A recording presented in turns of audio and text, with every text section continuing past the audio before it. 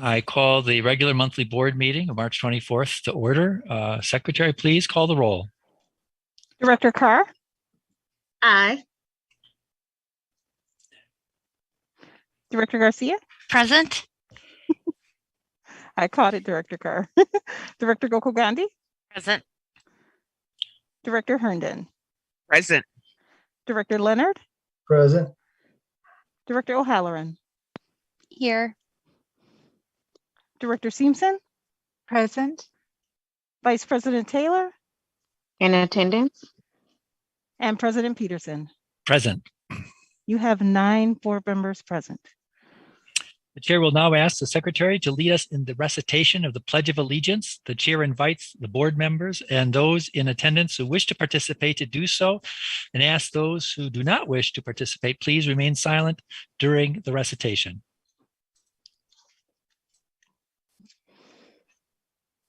I pledge allegiance to the flag of the United States of America and to the republic for which it stands, one nation, under God, indivisible, with liberty and justice for all. Thank you. I will now read our land acknowledgement. We acknowledge that Milwaukee lies on traditional Menominee, Potawatomi, and Ho-Chunk homeland, along with the southwest shores of Lake Michigan, part of North America's largest system of fresh lakes. On this site, the Milwaukee, Menominee, and Connecticut rivers meet, and the people of Wisconsin's Menominee, Ojibwe, Ho-Chunk, Oneida, and Mohican sovereign nations remain present to this day. Before we begin tonight's meeting, we have a short announcement regarding the interpretation services for the Spanish-speaking members of our audience. Buenas tardes. Para las personas que desean escuchar la Junta Escolar en español, por favor de llamar al teléfono 312-626-6799 y marcar el número de código 608-130-5362. Una vez más, para escuchar esta Junta Escolar en español, por favor de marcar al teléfono 312-626-6799 y marcar el número de código 608-130-5362. Gracias. Gracias. Pursuant to Board Rule 1.06, this meeting is being conducted virtually. Board members may be participating in person from the central office building. In order to allow as much public access and participation as possible, this meeting is being broadcast via live stream on the MPS website and on the MPS YouTube stream, and links to which can be found on the MPS website on the broadcast page.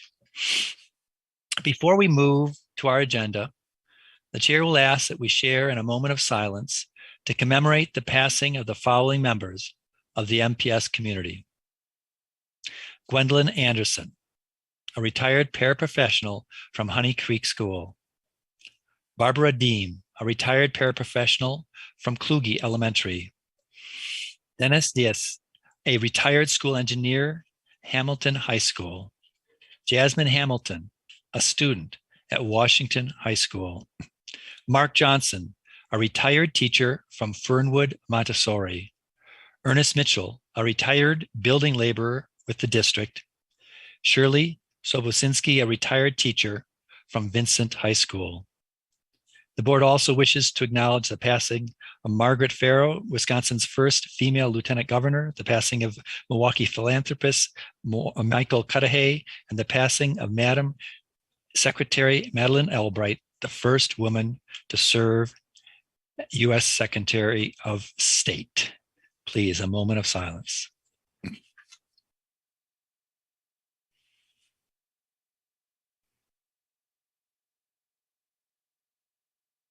Thank you.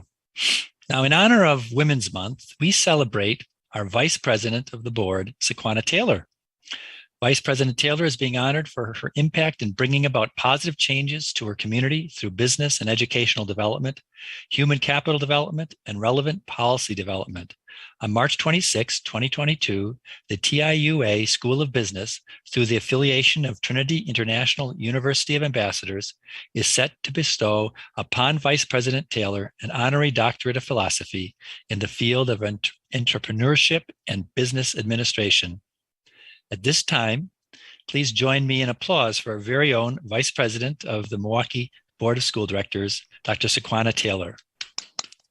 Yay. Congratulations. Yes. Vice President Taylor, would you like to say a few words? I would like to say thank you. I didn't even know. Thank you all for honoring me, but it's just the representation of the people I work with, my community and my family that helped me get to this point. This is an honor, not just for me, but for any individual or young lady to overcome all type of obstacles and barriers and know that you too can be anything that you want to be. So thanks again, President Peterson and the board for this award. I'm kind of getting emotional, so I'm gonna stop. Thank you so much. Thank you for all that you do for us in our community, Director Taylor. Congratulations. Yes. Okay, we will now move on to items of business of our agenda. As is customary, no public testimony is taken at board meetings. For our listening audience, if you wish to access this evening's agenda items and attachment online, you may do so by visiting Meetings, Agendas, and Minutes page on the MPS website, choosing Online Agendas. Now, let us begin. Madam Secretary, what is our first item of business? The first item of business is action on the minutes of the February 2022 special and regular meetings of the Milwaukee Board of School Directors. Many members of the board have corrections for the minutes of February 2022. There being no corrections, the minutes are approved as presented. So noted. Madam Secretary, are there any reports or communications from the superintendent? Yes, Mr. President, we do have 3 communications from the superintendent. The first communication is the monthly report with possible action from the superintendent of schools. This is an informational item, and although it has been noticed for possible action, no action is required. Would the superintendent please present this item? Good evening, President Peterson and members of the board. Keith Fosley, Superintendent of Schools. March has been a month of celebration and recognition. We were able to celebrate Women History Month by recognizing both the women of history who have contributed greatly to the present times, and also the women of today who are making history. We celebrate School Breakfast Week and thank our school nutrition staff that make sure our students receive breakfast every morning to get their minds energized for a day of learning. We celebrate School Social Workers Week recognition, the hard work of school social workers put in daily supporting students' individual needs, families, and staff. We salute our school nutrition workers, school social workers, and women of history. Next, we want to recognize the initiatives of our students are taking to ensure school and community changes. This month, we celebrate the opening of the club room for students at Milwaukee Hamilton High School. Student ambassadors took the initiative to find a dedicated space for the student clubs to meet, securing a furniture donation from Office Depot, and had a symbolic ribbon cutting ceremony to commemorate the opening of this space for students. 20 MPS high school students from Milwaukee High School of the Arts are moving to the state's finals in the Wisconsin School Music Association solo ensemble competition on April 30th. And MPS high school teams from Milwaukee High School of the Arts took second place in the MPS Financial Investment Challenge Bowl and is moving to the Wisconsin Financial Investment Challenge Bowl state championship in May. We are excited for those students and wish them much success in the competitions.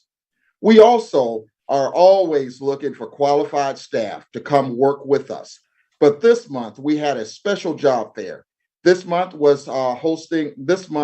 hosted a building trades job fair for our high school students, where 24 employers participated, including MPS Trades Department where the employees shared information with students and recruited for part-time and summer employment. The hard work and initiatives of our students doesn't stop there. This evening, you will hear from several students that are a part of the Superintendent Student Advisory Council, SSAC. These students will share with you their views of the council and the difference it is making. We're excited about the initiatives our students are taking as they develop into young adults and recognize their tenacity. We are truly MPS proud. At this time, I will ask Mr. David Valdez, who will introduce the SAC student speakers. David. Good evening, President Peterson, members of the board. My name is David Valdez, and I am the advisor to the Superintendent Student Advisory Council. It is my great pleasure to introduce to you two members of our SSAC this evening, representing student voice. Vice President Devin Pavla and member Elijah Dixon, both representing the Mighty Owls of Golda Meir School.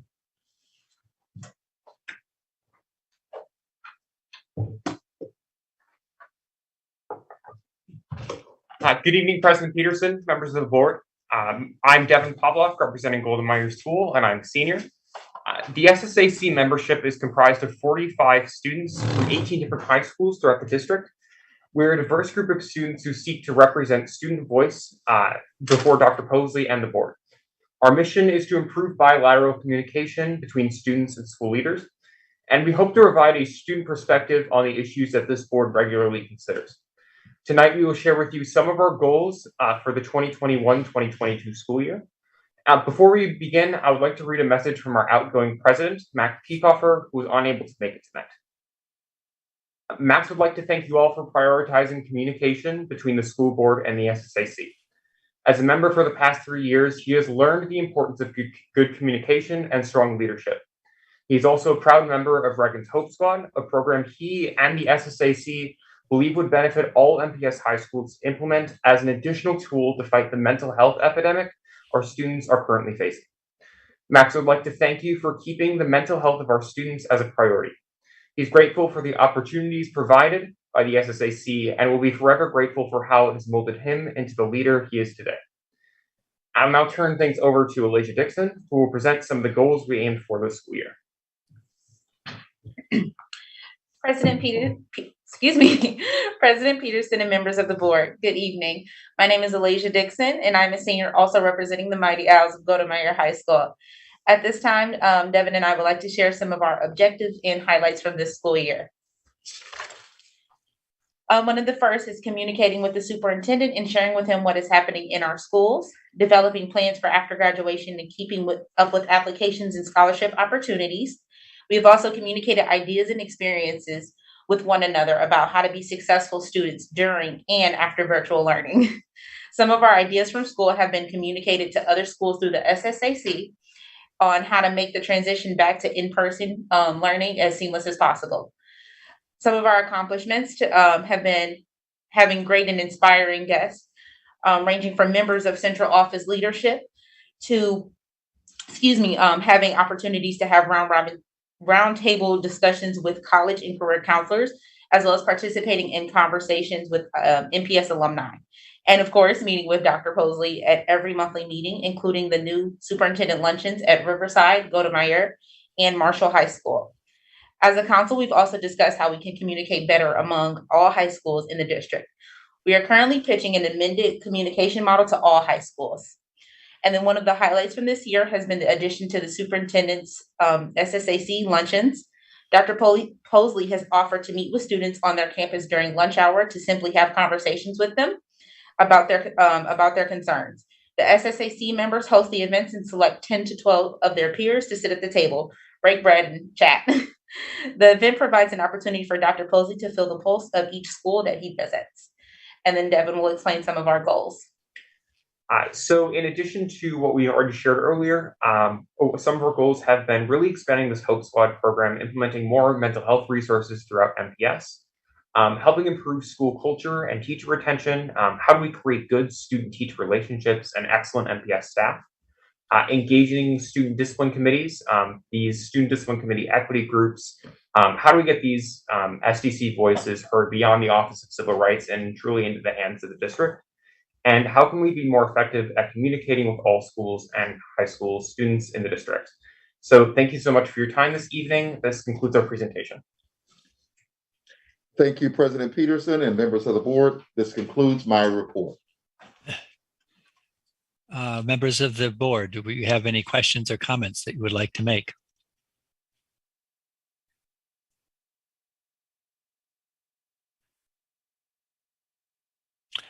Director Seamson.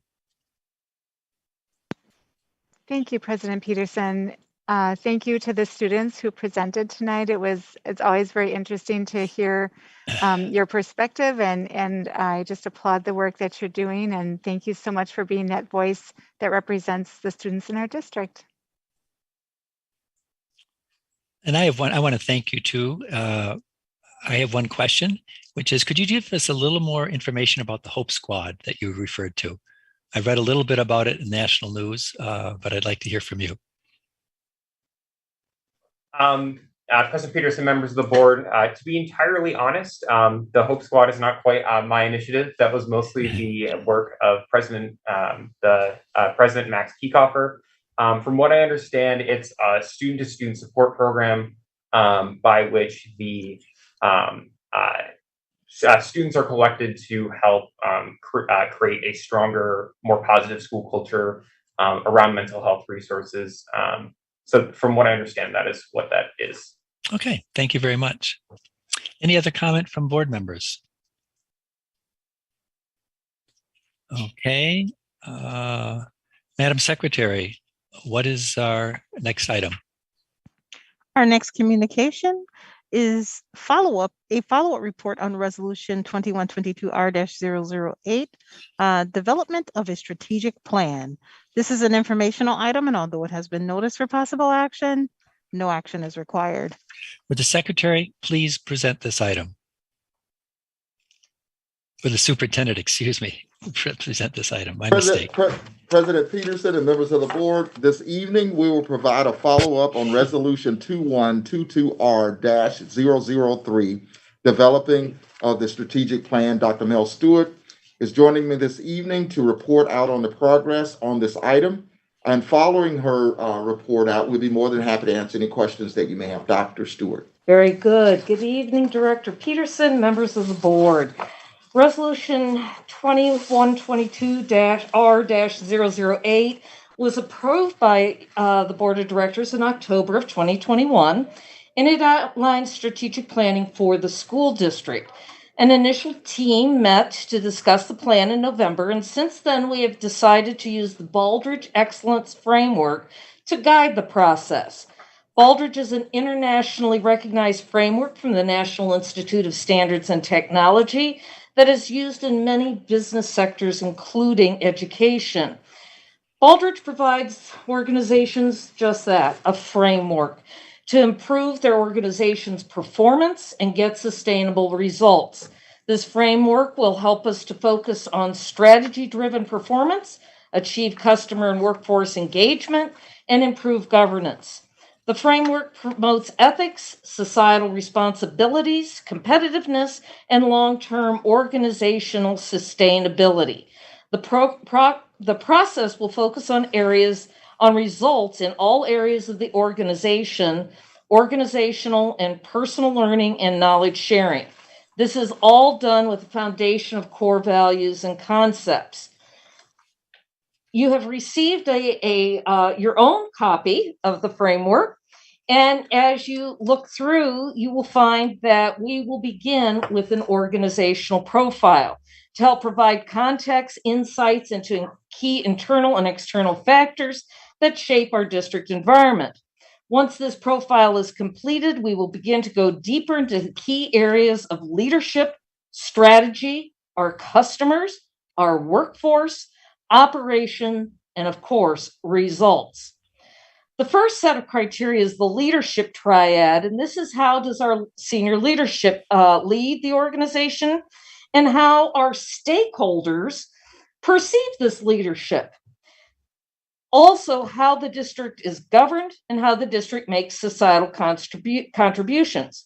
Input from stakeholders in all areas of the organization, internally and externally, will be critical to this process. Surveys, focus groups, social media, other types of groups will be critical. We need to consider strategies done like during the referendum. Stakeholders that are both within the organization, staff in all sectors, and outside the organizations, partners such as union groups, parents of students in the district, those with students in other schools, community members, business partners, just to name a few. The next part of the leadership triad is our strategy. This criterion will help us develop strategic objectives, action plans, implementation, and how do we address changes when necessary, often called our agility, and measures of progress. Lastly, in this triad is the criterion of customers. And again, this is going to help us to see how we engage and listen to the voice of our students and our stakeholders. Additionally, how do we meet and exceed their expectations? And how do we build long-term relationships with these individuals and groups? Additionally, measurement, analysis, and knowledge management will be one of the foundational areas in the process.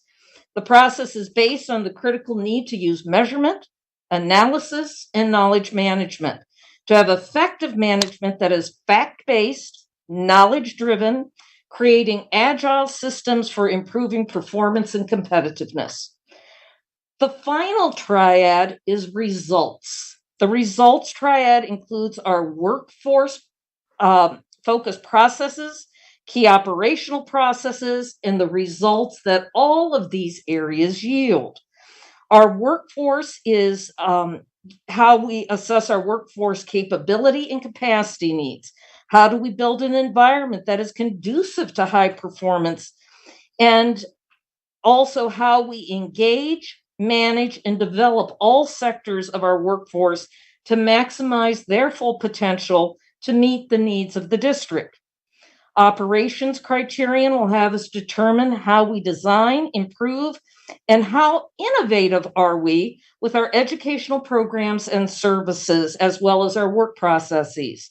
We will address how our operational effectiveness is to deliver value to students and our customers as we achieve ongoing success. And again, all actions lead to results. So student learning, customer, workforce, leadership, governance, budget, finance, market, strategy results, all those will bear results, and we will be looking for growth. All of the criteria of the framework are embedded in our core values and concepts that are part of all high-performing organizations that are outlined in the framework. Throughout every stage, we will be seeking input from stakeholders throughout the district and community in a variety of ways. As I mentioned, you should now have a copy of the Baldrige Excellence Framework, and we look forward to engaging you also in this process and when we come back to report out. At this point, if you have any questions, we'd be delighted to answer. Mr. Chair. Yes, ma'am. We have received binders. They're right here on the stage with us, and board members will receive those tonight. And those board members who are not physically present, we will bond those over to them tomorrow. Thank you for that clarification. I see Director Gokul Gandhi has her hand up, then followed by Director O'Halloran. Thank you, President Peterson. I have 3 questions. So do we have a threshold for participation for the surveys? I know that sometimes it's hard to get feedback. So I was just wondering, for something like this that's so, like, we want to make sure we're getting, X percent of whoever we're asking. I was just wondering if you had any pre-metrics that you set up for the strategic plan. Director Peterson, Director Gogol Gandhi, members of the board. At this point, we have a large capacity of getting large numbers. We have easily handled 70, 80,000 responses on a single electronic survey. I think the key is the multiple opportunities to get feedback and to monitor the methods. And it may just not be a link. It could be a focus group. It could be that we're going out to meet our customers at events so that folks can access the survey and be encouraged to take the survey. We also will be looking at how do we have our staff to help support and get this out, because the wide range of belief and opinions on a variety of things is going to be critical for us to have a good sense of where we need to be going and what people really think and feel. Thank you. And Continue, President, please. thank you. And have we settled on a 5-year or a 10-year plan? I know that in the past, our plans have been 5 years, but I think I heard something about 10 years, so I just wanted some clarity on that. I'm not aware of the time. Oh, I'm sorry. Director Peterson, Director Gogol Gandhi, members of the committee. Again, I don't know that there has been a time frame set. Okay. Another question? Yep. My final question is, are we able to add a report on the strategic plan as a monthly item, whether it's to a committee or I think it would be beneficial to have it as a full board item, but I'm not sure if that is something we can do. And that is my final question. Administration, what do you think? President Peterson and members of the board, we'll be more than happy to work through that and make that happen, but we would recommend every other month because there's a lot of meeting that will go on with this, and we want to really have information to share because it's going to be a lot of different work groups and those kinds of things, so we really need some time to share out. So if every other month will work, that will work best for the administration. Sure. And I just think having like it as an item that, and then showing underneath all the, maybe minutes from the work groups or whatever, just as transparent as we can be with this process to the public, I think it'll be good. And so I think in this instance, more information is good. And so I just hope we can be diligent with what we're providing as context and information around this process. Thank you, Director Gogol Gandhi. Dr. O'Halloran, did you have a comment? Thank you. I did have two questions, and Director Gogol Gandhi kind of, touched on both of them. My one question, so I know we have great capacity to accept many pieces of surveys or, so we can accept 70, 80 and process that. My question is less around the quantity and more around making sure that we are getting a sampling of voices throughout the district. Like, I don't want to have an overrepresentation of District 8 and an underrepresentation of other districts. So as we're putting together whatever communication and engagement plan, is that built in as a metric, just as another level of quality check, not just that we're getting enough feedback, but that we're getting a breadth of feedback? Is that built into that engagement plan? Administration. Director Peterson, Director O'Halloran, members of the committee. In the front part of a survey, if you would like us to have them identify the district they live in, normally we do zip code. Yeah. So that's easier, and then you can see throughout the city. I think having a good understanding of whose voice we have heard, and more importantly, whose voice we have not heard. A good example of this is parents in the community or community members. There are community members whose children come to our schools. There are community members who pay their taxes, but their children don't come to our schools. And we have community members who do not have children in schools. And each of them provide a distinct voice that we know we need their support of our district. So it will be also managing and monitoring who we are hearing from And if we are not hearing from a segment, is how do we go out and get at that segment? Thank you. Director O'Halloran, is that clear?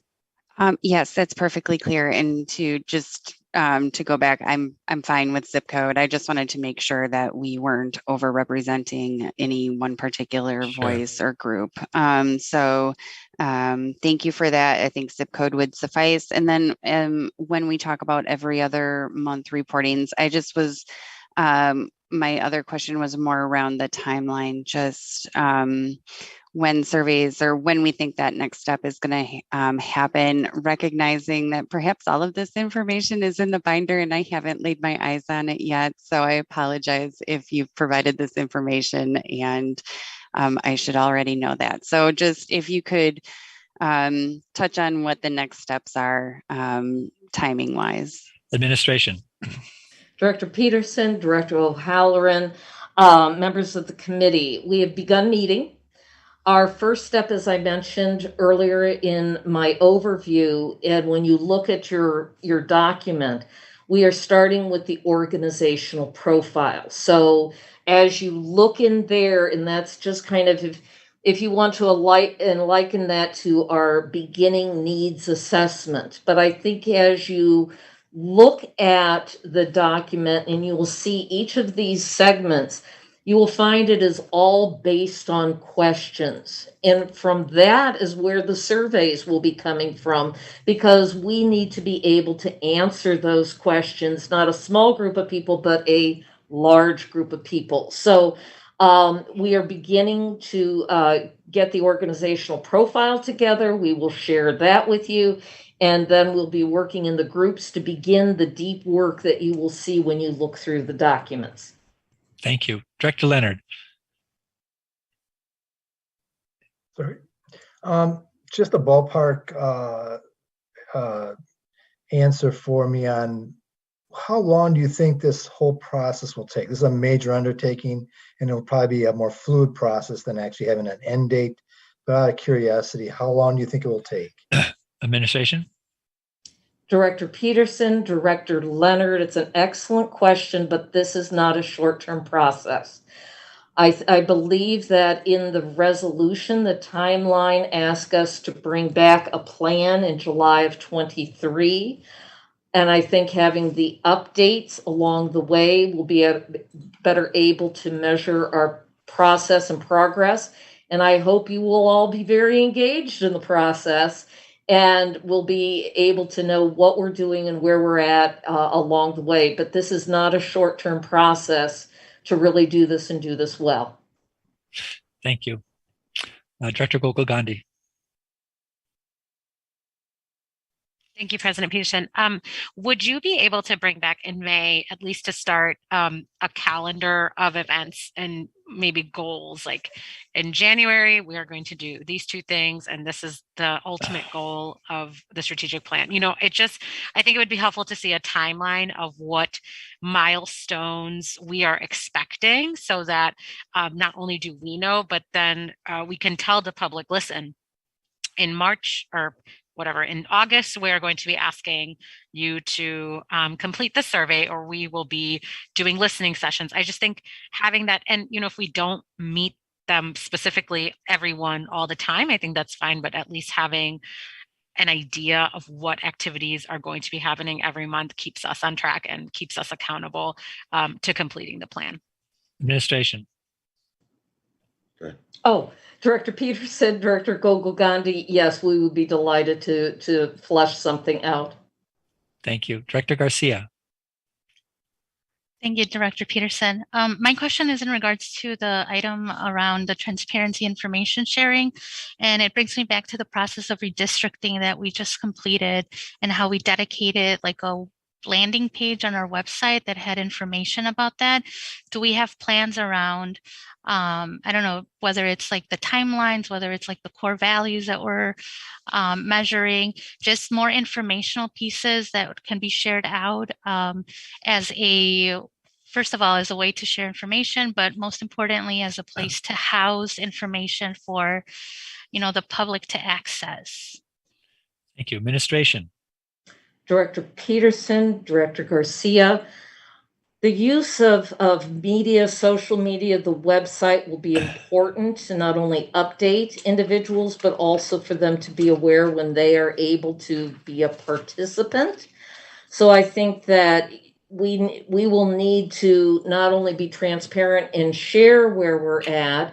This will be someplace where, for example, our organizational profile can be posted.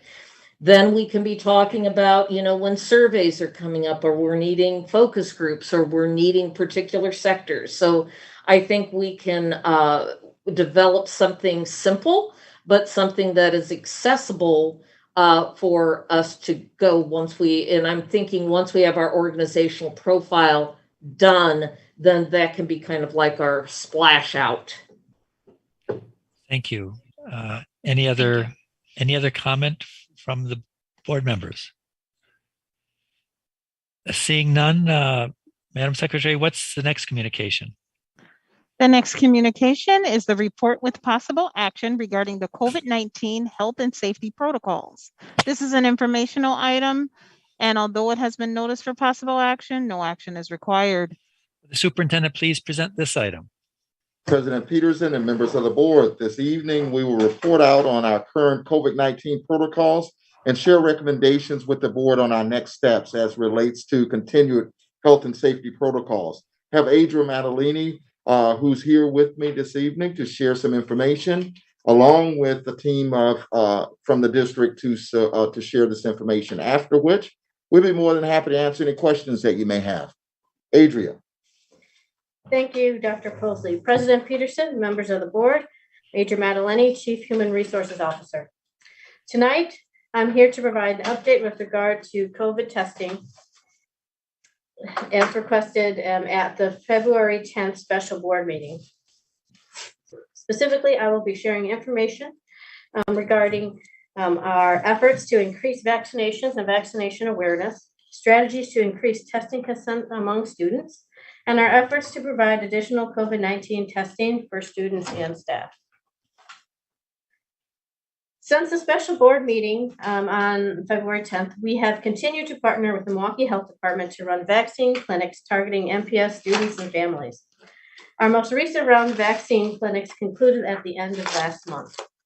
We are currently working with the health department to run a new round of vaccine clinics after spring break. With the news that Moderna will seek emergency authorization of their vaccine for children under the age of 6 in the next few weeks, we are preparing to target upcoming clinics to our early childhood families. Vaccine information has been shared in the Thursday updates and directly with the schools to distribute to families. Here you'll see a link to the CDC website where they have vaccine information and resources geared directly towards promoting the vaccine among children. This table here shows that the vaccine results from the MPS clinics that we have run since the beginning of the new year through February 7th. This total would be added to the more than 1,000 doses administered at MPS vaccine clinics during the fall and winter of 2021.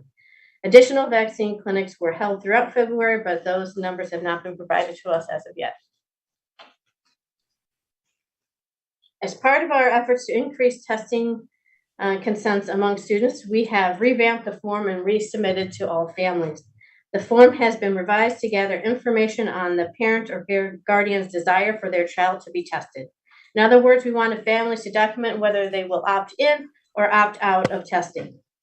We also revised the form to determine the interest in having students participate in routine testing. On the form, we asked the parent or guardian to indicate if they want their child to be tested only when symptomatic or on a routine basis or both. Another change we made was to convert the form into a fillable PDF document for ease of completion. Some families might prefer to type in information versus handwriting it. The updated form was translated into multiple languages and shared with schools to distribute to all families. We also created an MPS webpage specifically designed for the consent form. On that webpage, you will be able to find the form in 10 languages. Also, a QR code was created as well, so the form can be accessible easier by phone. Now I am briefly going to go over the specifics of the district's COVID-19 testing program. MPS participates in the DHS COVID-19 K-12 testing program. As part of the program, we were matched with a testing vendor for the school year. We were matched with Summit Clinical Labs and have been working with them all school year. When testing began in September, it covered the on-site testing of symptomatic students and staff. In November, testing was expanded to include the twice-a-week testing of unvaccinated staff as required by our vaccine mandate. All costs associated with the testing program are covered by DHS, which is absolutely huge for us. On this slide, you'll see more information regarding the specific tests done in the district. Summit currently does on-site testing at our schools in 2-hour blocks during the day. They are at 150 sites on Tuesdays and Thursday and 107 sites on Monday, Wednesday, and Friday. Testing on Tuesdays and Thursdays takes place in non-school sites in addition to our school sites, as those are the days unvaccinated staff are tested. Summit Labs currently has 109 testers assigned to MPS. This includes full-time and part-time staff. Summit also provides a hotline service that is available to all schools. At any time during the day, if someone at a school needs to be tested and a tester is not there, the hotline can be called and Summit will have a tester at that location within 30 minutes. The number is provided here on the PowerPoint, 262-282-9927, in case anyone wants to write that down. At this time, PCR testing is provided to symptomatic students and staff, and rapid antigen tests are used for the routine testing of unvaccinated staff. The average turnaround time for the PCR test results is currently 10 hours. Here's a chart that shows the number of tests administered by month. The yellow lines show the number of PCR tests administered. The yellow line shows the number of rapid antigen tests administered. And the green line shows the total number of tests administered so far. You can see that testing gradually increased through fall and jumped dramatically in December and January. There was a significant decline in testing last month, and based on the numbers I have received so far for the month of March, it looks like there will be significant decrease again this month. In total, we have administered over 40,000 tests this school year. We have been working with Summit to expand testing opportunities during the day for students and staff. Upon return from spring break, testing will be available at schools either 1 hour before the school day starts or 1 hour after the school day ends to allow for convenient testing and less disruption to the school day. Summit will provide testing opportunities during spring break for families and staff that may want to be tested if they happen to go out of town for the week. We will also be expanding testing to cover asymptomatic students and staff. No longer will someone have to wait to exhibit symptoms in order to be tested on site. DHS has approved the district working with a second testing vendor, Novir, to increase testing opportunities. Novir's work with us focuses on providing off-hour testing to students and staff. Novir began testing at MPS on March 2nd. The testing takes place every Wednesday from 4 to 8 p.m. and every Saturday from 10 a.m. to 2 p.m. The testing locations are McDowell, Marshall, and Pulaski. At these sites, rapid antigen tests are provided. A follow-up PCR test is offered if a rapid test comes back positive. We have worked with Novir, so testing will be offered during spring break as well.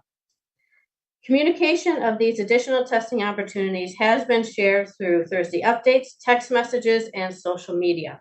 We will continue to promote these sites moving forward throughout the school year. I want to spend a moment talking about the testing supply, as there was some discussion of it at the special board meeting last month. DHS provides the PCR and rapid antigen tests for our testing program. When the testing supply shortage began a couple months ago, we started getting a supplementary supply of tests from the federal government.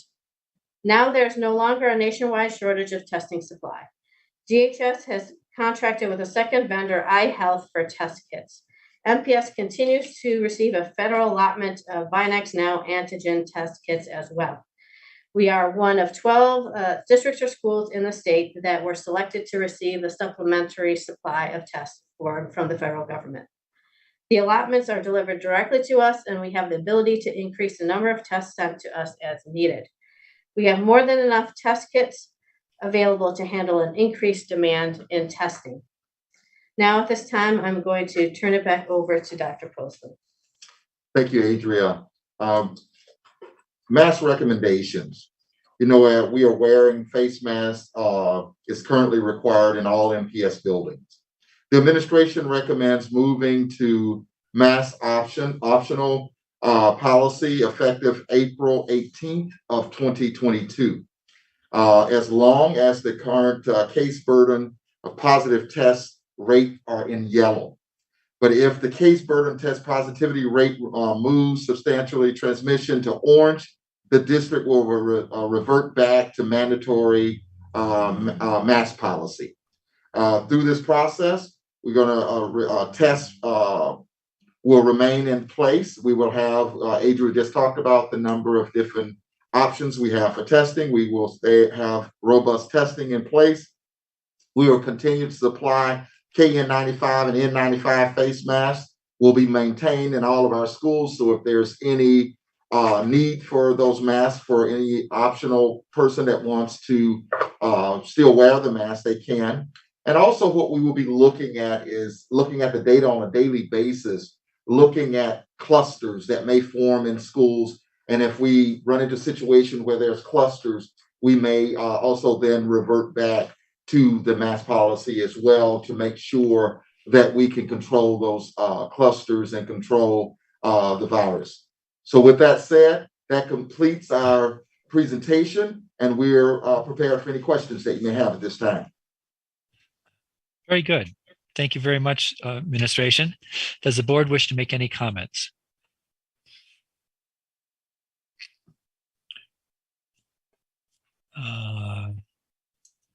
I see Director Leonard and then Director O'Halloran. Yeah, I just, I guess I like the direction we're going in. I had spent a lot of time talking to different doctors and microbiologists, et cetera, just because I find an unbelievable level of curiosity about this in the first place. But also because I do know that we are moving towards an endemic stage, which basically means we have now inherited this this virus pretty much until it is done doing whatever it does. And really SARS started as early as 2003. This is the second generation of SARS. So to be bluntly honest, because we have not reached herd immunity levels with both vaccinations and with natural immunity caused by those that have been infected. I believe that number that I was given last month through the medical college was about 7 to 10% of the population, along with about 71% that are vaccinated. We haven't really reached that level. So I like the plan that the administration is putting forth, to be honest. I think we need to look at it more as looking at the conditions and making the adjustments we need to make as it goes along, instead of having just a policy that says this is all we're going to do. We're just going to stick with masks and stick with very stringent controls. We are getting to that place where we're becoming endemic. We are not going to change that, and we just have to be more on top of it. And that's really sort of where the science is going throughout the country. So anyway, I like what I see, what you're offering here, and thank you. Appreciate that. Thank you. Director O'Halloran. Thank you. So I was prepared to make a motion prior to seeing the recommendation. So I would like to make that motion for consideration, and also recognizing that things may have shifted based on the recommendation. But the motion that I was prepared to make tonight would be that I move that in accordance with Board Governance Policy 3.02, that the board direct the superintendent to consult with the City of Milwaukee's health commissioner and to use CDC guidelines to implement COVID-19 protocols within MPS. And the reason why I want to make that motion, there are three reasons really. It comes down to expertise, efficiency, and how effective we're implementing protocols. And when it comes to expertise, I'll just be honest, I don't have a health degree. And I am probably one of those people who shared that meme that like going to school doesn't make you a teacher. And just because I go to an annual health checkup doesn't make me a doctor. So people come to me with questions or why is New York or Chicago removing their mask mandates? Why is Betty Bryn mask optional? And I don't know the answer to that. Why haven't you shifted? Because the CDC shifted their thinking. Why haven't you already taken action on this? And to be honest, I don't know the answer to that. I think that there are experts in this field, and I am not one of them. So I would prefer to engage more with the health department on some of these decisions around efficiency. When we are talking about making these decisions, bringing it back to the board is either requiring us to call special board meetings, or we can take action at the end of the month if it comes in the form of like the superintendent's monthly update. And we should recognize that with every conversation I have with my constituents, even if we go mask optional, that may be a temporary condition. We may have to go back to masking at some point because the conditions are fluid.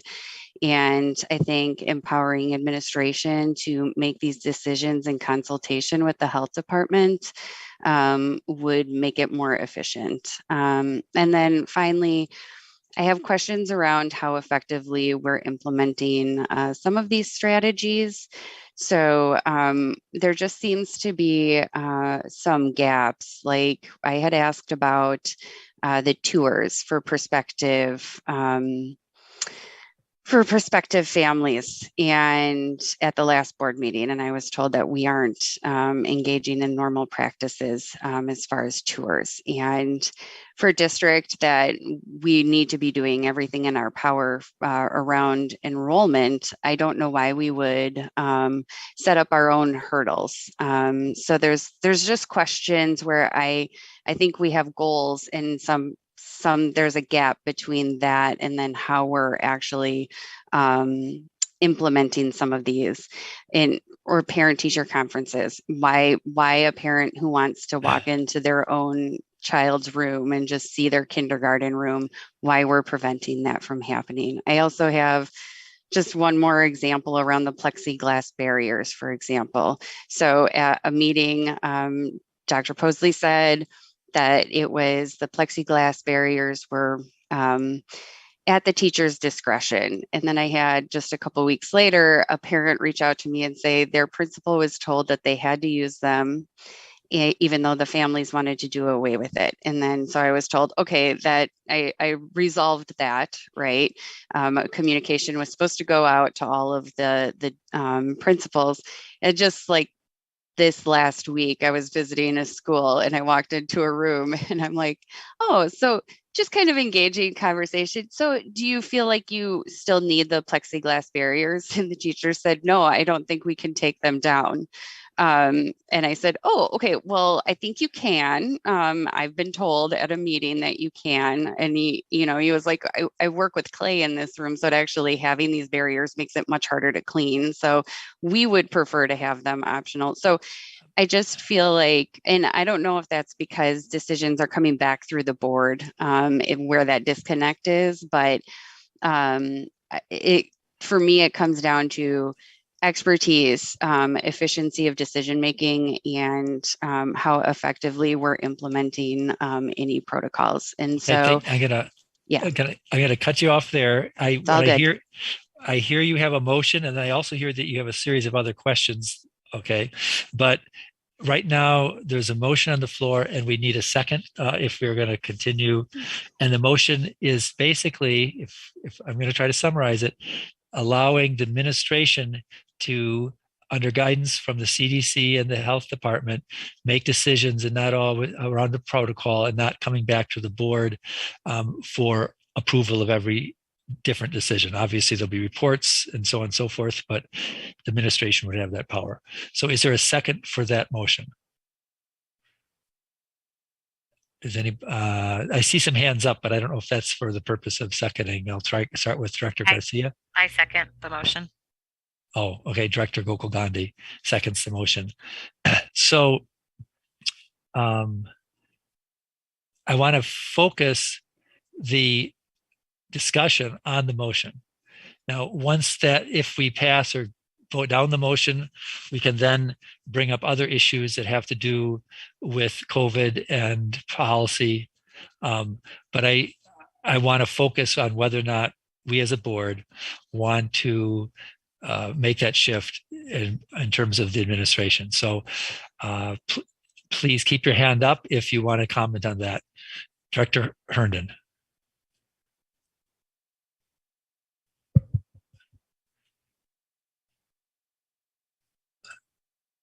Sorry about that.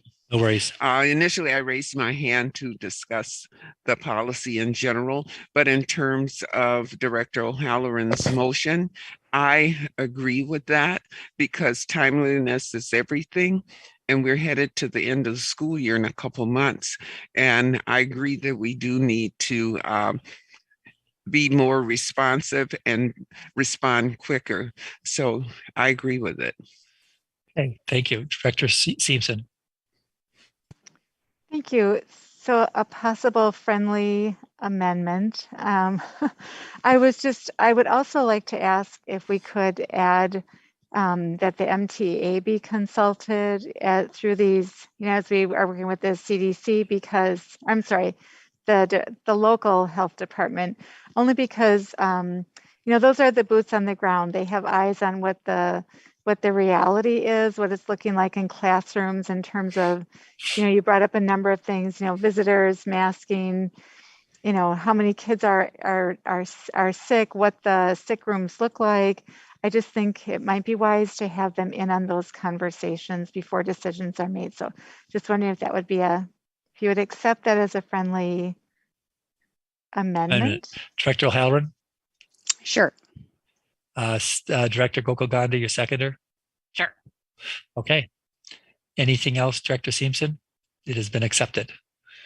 And I just want to, thank you. You're welcome. And I just want to know, I know that the administration has been talking with the MTA around some of these things as well, so it's sort of continuation of past practice, but I'm glad it's explicit. Director Garcia. Yes, so I initially raised my hand to speak about just concerns, just make sure that we also keep that centered. Communications that I have received is in regards to, students that are too young to get the vaccine or are not yet vaccinated, specifically, in our K4, K3 classrooms. I connected with some educators, administrators around that. Parents have contacted me about that. So I just wanted to say that we are hearing you. And, I do agree with my peers in regards to kind of letting the experts lead us on this. And I think that, the Milwaukee Health Department definitely has jurisdiction over, this, us. So I would be comfortable in letting that body of folks, lead. But I just wanted to elevate that and make sure that folks know that I'm thinking about that, Thank you. Okay, thank you. Director Herndon. Thank you, Mr. Chair. I wanted to, are you hearing me? Yes. What I wanted to say, there's another issue around this as well, and that being the testing of the sewage within the city of Milwaukee. And that's a concern to me because as of late, the reports are that the COVID levels are growing. They're far higher. The only reason why I voted for this change of Director O'Halloran's is because administration's effective date is April 18th, if I'm not wrong. So that being the case, it is expected that if we're to have a surge, that surge should come within the next couple of weeks. And I'm all for that we move more slowly and try to be as accurate as possible. I think that the health department would be the one that would provide that detailed information on what's going on in terms of the sewage, because I too have received questions about the younger students, the K3, K4, K5, but definitely those that are not old enough to get vaccinated. There's real concerns out there. So I would ask that an administration be cognizant of those little ones, most especially, and let's try to do it slowly, but pointedly, taking everyone in consideration. Thank you. Thank you. Director O'Halloran. I did want to, and this is why I want to, talk more with some of the experts on this or allow them to respond to some of these questions, because I did get, so I will say, I probably received, I don't even know, like 20 pieces, 30 maybe of correspondence related to masking.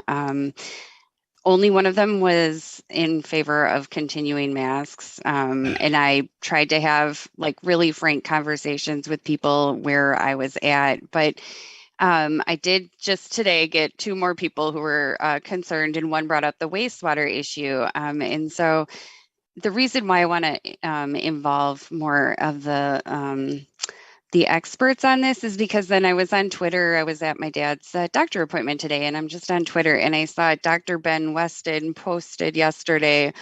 He had a video regarding the wastewater, and he said that it does seem that this is more a factor of variability among small numbers than a true trend, as the increase has largely dissipated. And I can't challenge him on that, because I don't have the background to say, no, I think you're wrong on that.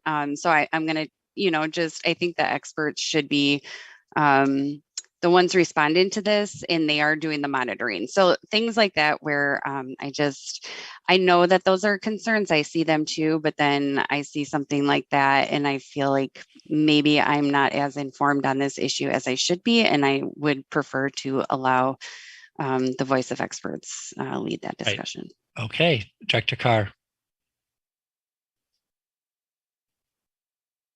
Can you hear me? Yeah, okay.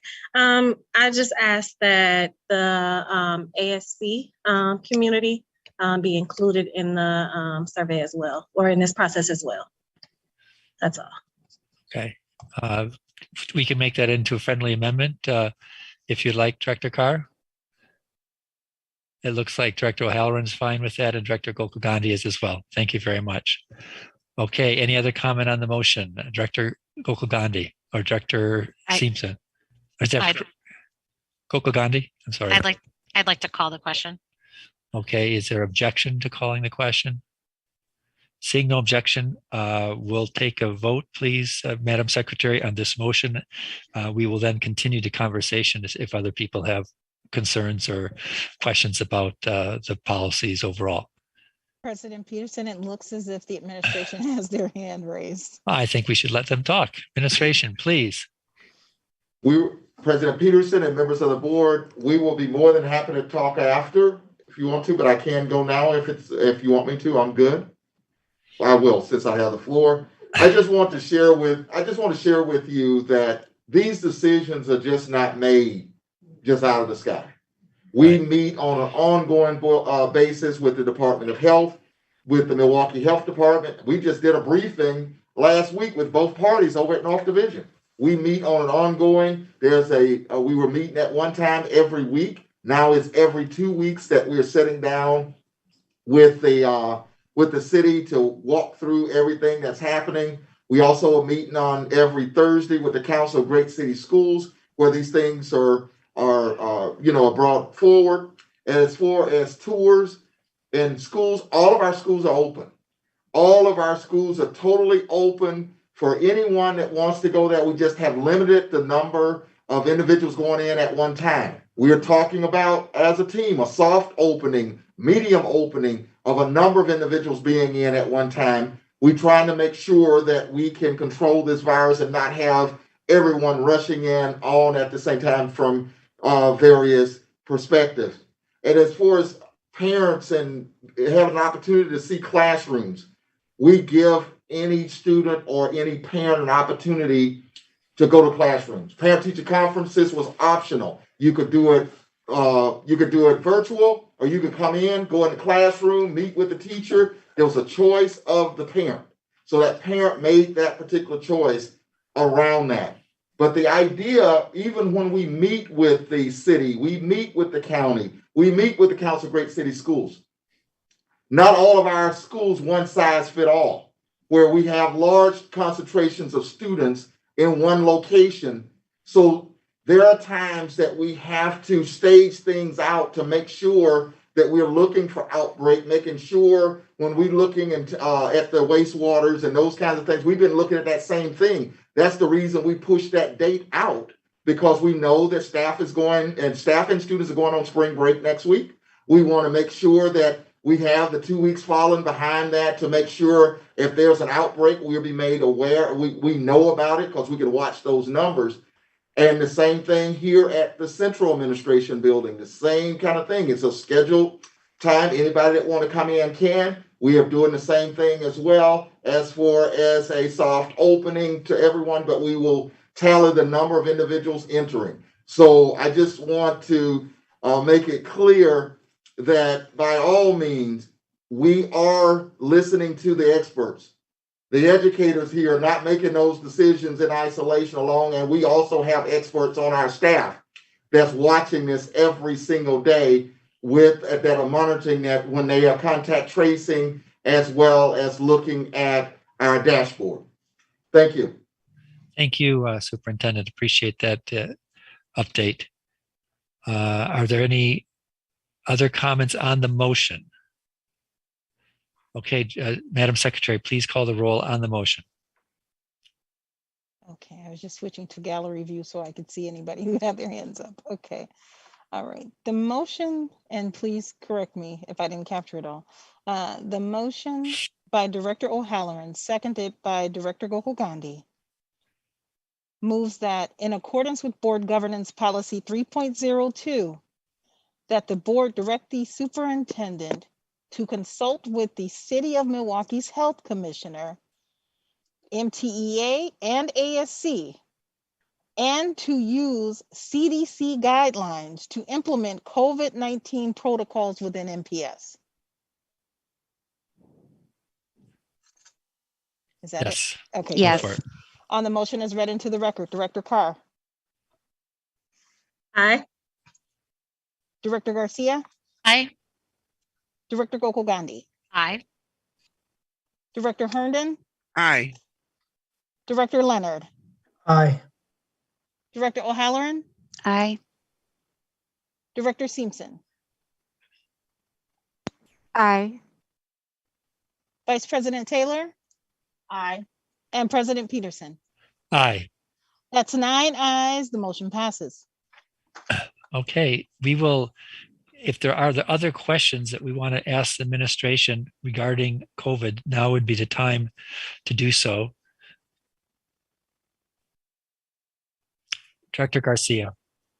Yes, I just want to say that the accessibility to the consent form, I think, is very nicely done.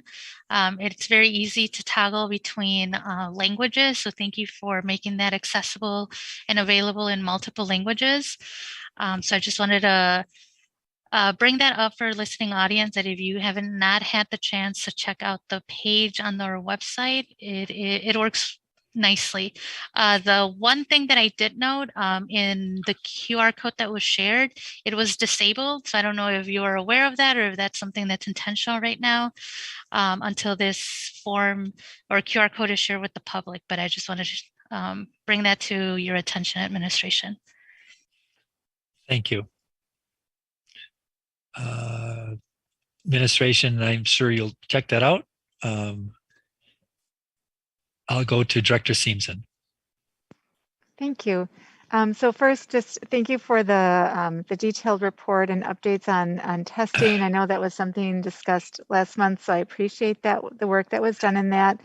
And then just also wanted to echo this. I've heard the same concerns that Director Garcia mentioned from especially our families who have the younger children that are just worried about what if there were no masks required, what that would mean for their children, on top of just our low vaccination rate among our students. So thank you for raising that concern, Director Garcia. And I know that administration will continue to take all of these factors into account moving forward. I just wanted to go back to something I believe the superintendent mentioned when looking at numbers, our cases across the district. Is it my understanding that you said we would be monitoring schools so that if there is an uptick at a particular school, we might, in the future, depending on what happens with the decisions that are made, sort of be moving to or looking at more of a case or school by school in terms of decisions that we're making. I just wanted some clarity on that. Administration. President Peterson and members of the board. Yes, what I mentioned that we are going to look at case clustering, so when we do contact tracing, we are able to see if we have a cluster within a school. We are able to look at numbers. We've been looking at this whole 3%. And we also know that when we get close to 3%, we're getting close. If we get to 2%, this is a time to huddle, to kind of talk. Do we need to go back to mask in this one particular school to make sure that we are able to control the spread? And if masks will work, we may go there. So we have to look at clusters around that. So we'll be tracking those kinds of things closely. Like right now, when we get to 1.5, we're watching schools very closely around that. So we will need to, and that is something that we will be talking to our partners at the health department as well as Department of Health Services around, going back to mask and those kinds of things, because we know that mask is one of the mitigating strategies that we can use, and we know that it works. So therefore, when we get that close, we want to look at it from that perspective. And what I mean by cluster is the idea of, families or a classroom, and looking at it from that perspective, because we're able to see where it happens at within a school. Any follow-up, Dr. Seamson? No, thank you. Dr. O'Halloran. Thank you. I did want to confirm because I brought it up the last time we talked about the testing plan. I wasn't sure. I did get the form home and I signed it and returned it. So I know that the outreach, is being made to families to make sure that the testing authorization is brought back to school. So thank you for that. And I also just wanted to thank the administration and the Department of Health for hosting vaccine clinics. I want to thank the Department of Health. I know they're also kind of like I think about public education. We're always underfunded, and I know that the public health department is always underfunded. So I want to thank them for their help with helping keep our community safe. Have we, for the vaccine rates, I know we're hosting clinics, which is making it available. I was wondering if we have any plans or if we are leveraging any credible messengers around the vaccines, doing more, not just offering the opportunity to our families, but just really making the space for conversations. And I don't know who the credible messengers would be on this. I don't think, I just think that there may be partners that we have that might be able to go beyond just offering it and be more of I don't know, to engage in those questions and concerns. Administration, do you have any comment on Director O'Halloran's statement? President Peterson, Director O'Halloran, members of the board, Jennifer Mims-Howe, Chief Academic Officer. In my conversations with the health department as we prepare for this next round of vaccination clinics, we have talked about the different partnerships. Children's Hospital will be one of our partners as they have hosted some clinics in the past, as well as some other sponsors. For instance, Walmart has offered to have flyers in their locations. We've also talked about a couple doctors' offices and other family and community organizations that can also get the word out from the standpoint of their NPS students offering vaccinations. However, how important vaccinations are for the entire city of Milwaukee. So we are working on that. So thank you for that other information. And I would like to make a comment. Director Taylor, could you take the gavel? Mr. Chair, Yes. unless you have questions, you can make the comments without passing the gavel. Okay, well, I'll see if I can manage that. First of all, I just want to say, one of the questions I have gotten from people is, when will our school board return to meeting in person with people being in the auditorium? And my perspective is that should happen in April. We have meetings scheduled at the end of April. And if obviously if things change and go south, then we'll make a different decision. But I just wanted to let school board members and the listening audience aware of that. And we might develop some certain protocols in terms of seating or whatever, but that's what I wanted to inform people about. Mr. Chair? Yes. Members of the board, in previous action, the board has said that you guys will meet in person in the auditorium for regular board meetings. But to ensure that you can maintain the great level of participation that you have virtually, that committee meetings would be still offered for virtual participation. I just wanted to make sure that that was still the intent. So the April meeting, there are no committee meetings, so right. The auditorium would be open for all items on the agenda. In terms of a comment from the public. That is correct. Well, I guess I'm open to suggestions by the whole board. My preference would be that we'd move to have people testify as they have in the past in person. I understand that there's a trade-off. It's I think for some people, it's a lot easier to testify from home. So perhaps, this is something that board members could voice their opinion on now if they haven't. And we also can just play it, quote, by ear to see how, if conditions change. I see Director Herndon and then Director Taylor and then Director Simpson. Go ahead, Director Herndon. Thank you, Chair Peterson. I, for one, think that in terms of the community, it appears that everyone is more interested in tuning in. It's easier for us to simply say, go on YouTube. And people are doing that, and they're loving it because they can still feed the kids dinner. They can still get them started on homework, and it appears to be working wonderfully. I do agree that the full board meeting, there's nothing wrong with us doing full board meeting in central office, but I really think that the virtual YouTube thing has taken off for the committees. And in my opinion, committees are far more important for the community because that's when they get to speak. Thank you. Director Taylor. Thank you, Chair Peterson. I definitely am okay with the in-person, but I do believe having that virtual aspect does give individuals the chance to maybe come and join in and have some community engagement versus coming in person. So if we ever do move back to in-person kind of fully, I hope we would still look at a hybrid model because I think it does offer something for that community engagement piece as well too. Thank you. Director Simpson?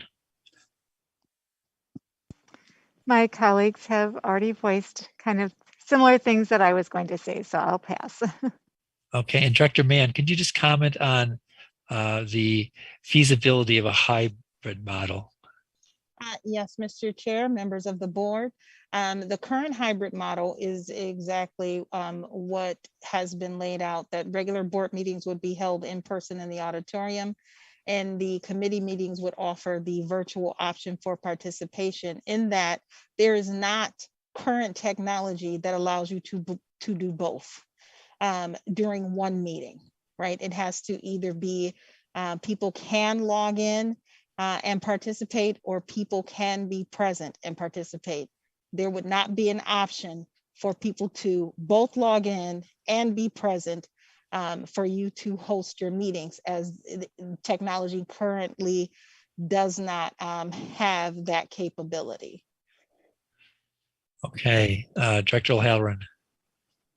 I am not passionate about this, so I'm just offering it up. I think that the county board and maybe Director Taylor would be able to speak on this, but I think they just hosted their first hybrid meeting this past week or in the last couple of weeks. So it may be possible. I don't know what they meant by hybrid though, but I just saw I'm sharing the first hybrid meeting, like a social media post. And so I was like, oh, okay, cool. But it didn't. So I don't know, there may be another local board that is doing something that, if that is the desire of the board, maybe we can leverage that expertise. I don't know. Director Taylor. Thank you, President Peterson. Well, that one still has kinks for Director O'Halloran, and it was more the community piece was still virtual. It was the supervisors that had more of a hybrid model, from my understanding. So I think it's probably best if we continue the virtual method with the committee members, so that all can come, and possibly the full on board one for the board of directors, if we can't get to a hybrid. Okay. I'm sorry, Vice President Taylor. Mr. Chair? Yes. We do continue to consult nationally and locally with the city, the county, and the state about ways to make our meetings more engaging. And this is one of the conversations that they actually called us about, right? Because we were able to transition pretty quickly. We have a dynamic technology team. And so if there is an option, our team will run to us and say, hey, we found a way to do it. And we will continue to consult around to see what other businesses are doing, not just governmental agencies, but also other businesses, to make sure that if there isn't a virtual option that can be where a meeting can be held in person and virtually, we will definitely move forward as quickly as we can. Okay, very good. Director Taylor, do you have another comment? No, I don't, Chair Peterson. Okay, so what I'll revise my, Director Gokul Gandhi, then I will attempt to sum up. Go ahead. Sure. Thank you, Chair Peterson. I know that there have been meetings that have been done with Zoom boards. For example, where I work, we do hybrid in-person and virtual meetings. And there has been some technology with the Zoom board. You can call in and still listen and be projected and also be in person. So I am wondering if you could next month bring back a couple of options for a hybrid in-person and virtual meeting option for committees, I guess specifically. From what I hear, Dr. Mann and the technology team is continually working on that. So let's expect that we would receive options once they become available. If that's okay. And so what we will do then, because our next board meeting will have public hearing due to the fact there's not committee meetings prior to that, we'll keep that as a meeting where people can contribute through Zoom. However, our board organization meeting does not allow for public hearing. And so we'll have that as a regular board meeting in the end of April. Okay. So noted. I just want to make sure I understand that the April regular board meeting will still be held so that people can participate virtually. However, Correct. The organizational meeting will be in person in the auditorium. Correct. So noted. Okay. Is there any other comments that people would like to make regarding the question of COVID-19 health and safety protocols? Okay. Seeing none, Madam Secretary, are there any reports and communications from the Office of Board Governance? Yes, Mr. President, we do have our monthly legislative report, and this is an informational item. And although it has been noticed for possible action, no action is required. Okay, Mr. Thiel, take it away. Thank you, President Peterson, members of the board. Chris Thiel, Office of Governmental Relations. We'd just like to open with a thank you and close with a thank you. The first thank you goes out to Congresswoman Gwen Moore. We, at the federal level, have the opportunity to apply for community projects. And Congresswoman Moore is somebody who has always been a champion of MPS. And we were informed this week that through the federal appropriations process, a project that we'd been focused on that relates to driver's ed and student mental health, two different projects, will be receiving support. Congresswoman Moore, for everybody who knows her, has always been a champion of Milwaukee Public Schools, and just wanted to send a thank you out again to her and her staff, who have always been fantastic to work with. Also wanted to mention that we've got an interesting situation where at the state level, although the legislative calendar that the legislature sets for itself has come to an end. And what that means is that the state legislature, at least at this point, is not scheduled to convene until January of 2023. The reality remains that some of the issues that have been ongoing continue to be ongoing, namely that in situations, for example, where the state doesn't have enough funding, the state is called in for a budget repair process. And we're in a new environment where the state, as we've discussed, and I think we'll be saying it every meeting until we get some remedy. The state has revenue. The state has $5.6 billion available to it that has yet been unbudgeted. And as we've discussed, as we've had 2 years in a row of no per pupil adjustment and inflation has gone up, school districts, in terms of ongoing base building sustainable funding, still very clearly have a need to have that adjustment made. So the funding is there, although the legislative calendar has come to a close, and I think we respect that. I think people are turning to the fact that the real calendar happens to be at the school district level, where schools are beginning to put together their budgets. So in positive news, at the beginning of this month, continuing an effort that was started maybe a year ago with our board and Superintendent Posley and other Milwaukee partners, we had an event at the Riverside Theater where we presented a letter to the state legislature, the leaders of the legislature, calling for a per pupil adjustment of $343 and a setting of the state's reimbursement rate for special education at 50%. It was a fantastic event. Again, John Kersey, who's the lead of the MPS Foundation, has been a leader on that.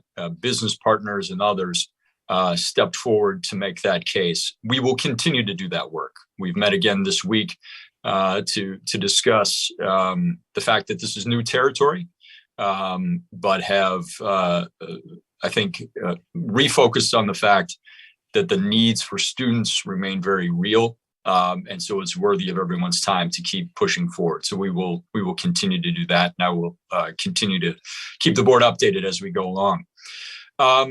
The other thank you, Dr. Posley mentioned the Council of Great City Schools and the fact that they are an entity that has been so supportive to us through the pandemic and have been supportive to us before the pandemic.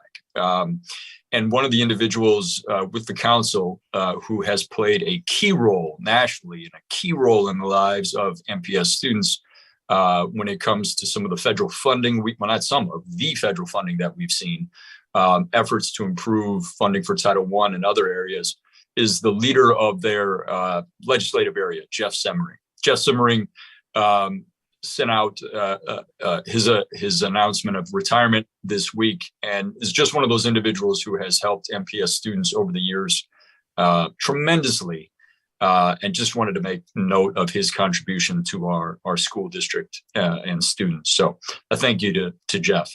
I'm happy to answer questions if the board has them. Or would anybody like to ask a question or make a comment? Dr. Leonard. I guess more of a technical question. I've been looking at some different stuff, but I just, from your level of experience, has there ever been, or how does the level, this like basically austerity type of governing, are there any school districts that have survived this, that are doing well in this? Because the more I read about it, the more I'm seeing the same kind of results that we're having, the same kind of struggles we're having. And just out of curiosity, Mr. Thiel, is there any successful models out there under the current system, under the current fiscal system? Dr. Leonard, if I understand the question, I mean, I think the answer is no. The Council of Great City Schools met, had a legislative meeting over the weekend, and we had the opportunity to discuss what was going on in our various states. No others, this is anecdotal here. So of those who were there, when I raised the question, has any other state frozen funding 2 years in a row like we have? No, nobody has. Nobody's done that.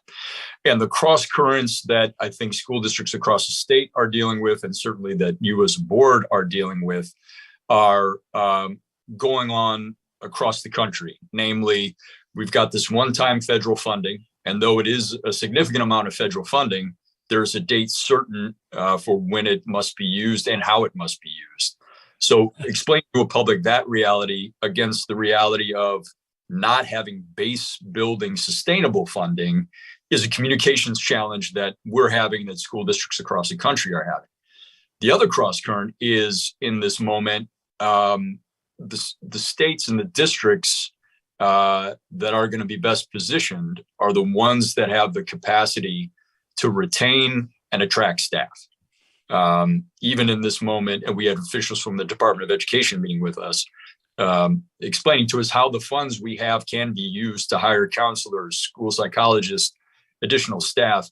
And there are two things happening. One, you obviously have to be mindful of the fact that with one-time money, if you're paying a salary, you can't sustain that salary in perpetuity if it's one-time money. And two, frankly, just as I think has maybe become most evident with when we've talked about the bus driver situation, hiring staff and the availability of staff is a challenge. So, you know, when we fight maybe within the borders of our own state, and we have some of the policies we've seen, you know, the breakup MPS bill and some of the other stuff that's completely unproductive, there are other states out there very focused on how to fund their school districts and put them in a position to succeed. And if we're going to be successful as a state, our state, all the groups that work or need to work together need to do that, or we will be outpaced by others nationally. Thank you. Any follow-up, Director Leonard? No, not really. I appreciate that very much, Mr. Thiel. I would like to sit down with you one day and actually go over details of it and look at studies and figure out just a more strategic way to approach this, because I don't see our legislature changing, not for quite some time to come. And it's actually, when I think of our efforts with the referendum and reducing class size, and we have improved the hiring of music and art teachers. We've made some improvements, but really their actions have directly impeded the totality of what we tried to do with that referendum. And it's a little bit frustrating to have that be the end result just because they're holding us up. And then when I see $5.6 billion of surplus money, that's really not the way that I see how governing should be when it comes to amount of surplus. With that kind of surplus, you should be doing something to improve both help for our children and really for anybody else that needs some kind of support in this current situation. Thank you. Thank you, Mr. Thiel. Thank you. And thank you, Director Leonard. I'm sure we all agree with what you just said. Director Herndon. Yes, I wanted to ask Mr. Thiel, in terms of the takeover bill, if I'm not mistaken, it was passed both in the assembly and the Senate, and now they're all gone home until the beginning of the year. So doesn't that leave us in a precarious situation going into the winter months? And not only will it probably be more difficult for hiring, we may lose people because that's hanging over our head. And have you seen any movement for change in that they're gone, they're running around and talking? Have you heard anything through the grapevine? Mr. Thiel, the status of those bills? Director Herndon, as you've perhaps read the reports, the governor intends to veto that legislation. But to your point, it's not helpful to have out there as it causes some concern and distress, and understandably so. I'm going to kind of refer back to the group effort that we had that was exemplified with the media event at the Riverside Theater. I really haven't talked to anybody who thinks that plan will create a solution that drives any kind of improvement in the state. And so it's something that I think we need to continue to communicate about, so that there really is no chance that it is brought back up as we head to 10 months from now. On the other hand, I think as we discussed in our previous board meeting, some people, gubernatorial candidates, have made some statements that they might or would support that plan. So I don't know if it's going to be a dominant part of the gubernatorial election, but it does emphasize the fact that sometimes with these midterm elections, their turnout maybe not that high, and people are wondering, does my vote really have meaning? It always does, as we know. And I think that'll be part of our communication going forward. So when you, Mr. Chair, could I please? Yes, you may. Thank you. So what you're saying basically is that the November election is critical in the overall scheme of things, in terms of either recognizing that they voted on it, it's set to go, or that depending on who's elected governor, our future is hanging in the balance. Mr. Thiel? President Peterson, Director Herndon, I would say, usually we're yes. I mean, the answer is yes. I mean, it just simply, and I would, I think I need to be that frank, because the public can read the public statements that have been made by some of the gubernatorial candidates. So given that they have attached themselves to some pieces of policy, I believe what your statement is correct. Yes. Thank you. Hey, thank you very much, Mr. Thiel. Madam Secretary, what is the next communication? The next communication is action on a request to retire to closed session in order to confer with legal counsel on the litigation in which the board is or is likely to become involved. The recommendation is that the board enter into a closed session to confer with legal counsel. Madam Secretary, if there are no objections, we'll defer this item to the end of the meeting. So noted. Okay. Madam Secretary, are there any reports or communications from the Office of Accountability and Efficiency? Yes, Mr. President, there is one communication from the Office of Accountability and Efficiency, and this is the monthly report. This is an informational item, and although it was noticed for possible action, no action is required. In addition, Mr. Chair, the report is before you, and Mr. Chasen can be contacted if anyone has any questions. Very good, thank you. Madam Secretary, what's our next item of business? The next item of business is action on a report of the independent hearing officers of the Milwaukee Board of School Directors, student expulsions. The chair will entertain a motion to accept, modify, or reject the reports of the independent hearing officers of the dates and times listed in our agenda. Could I have somebody make a motion?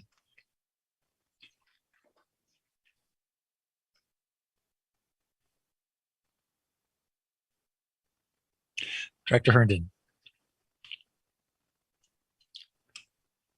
Mr. Chair, I move that we accept the report of the independent hearing officers. Thank you. Is there a second for that motion? Director Leonard has seconded it. Will the secretary please call the roll? On Director Herndon's motion, seconded by Director Leonard, which moves approval of the reports of the independent hearing officers. Director Carr. Aye. Director Garcia. Aye. Director Gokul Gandhi. Bathroom break. Temporarily absent. Director Herndon. Aye. Director Leonard. Aye. Director O'Halloran. Aye.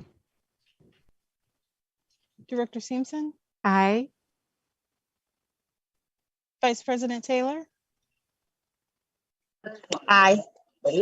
And President Peterson. Aye. That's 8 ayes, 1 temporarily absent. The motion passes. We will now have reports on the standing committees. If somebody could mute their phone or computer, I'd appreciate it. We'll now have the reports of the standing committees. Since public hearing was given at the committee meetings, the board, as is customary, will not be giving public hearing on these reports this Watch evening. hers. Madam Secretary, what is the first report? The first report is that of the Committee on Accountability, Finance, and Personnel. And no items of this report have been set aside for separate consideration, right? That is correct. Do any board members wish any items to be set aside?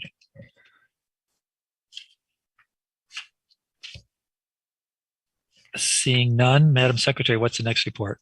The next report is that of the Committee on Legislation, Rules, and Policies. No items of this report have been set aside for separate consideration.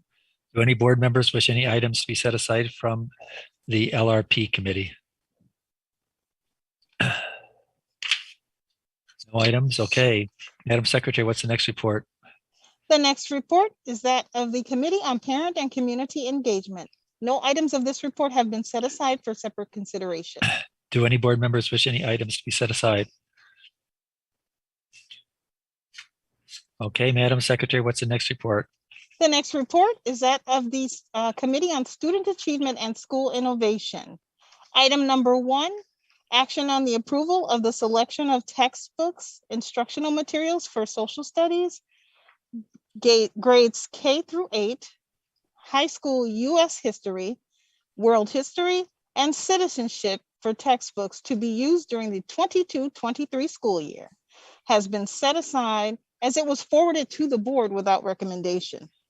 In addition, item number 2, action on resolution 2122R-15 by Director Carr on a feasibility study to implement a 4-day school week has been set aside as the committee made no recommendation. Excuse me, I believe the committee voted 4-1 to not approve that resolution. That is correct, Mr. Chair. Okay, does any board member wish to set aside any item besides item number 1?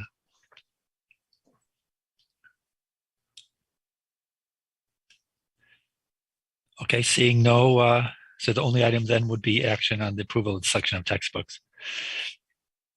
I'd like to have a motion, action on the motion for the balance of the reports of the standing committees. Do I have a motion? I'm sorry, Director Simpson, my eyesight's going. Oh, that's okay. I move that we accept the balance of the reports. Is there a second? Director Gokul Gandhi, thank you. Will the secretary please call the roll?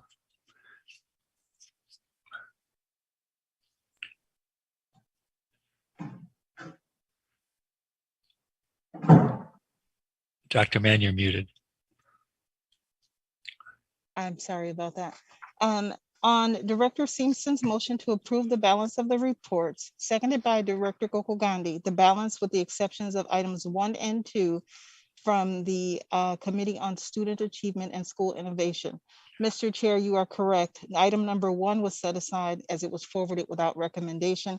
Item 2 was set aside because the committee is not recommending the item. On the motion as read into the record for the balance of the reports, Director Carr. Aye.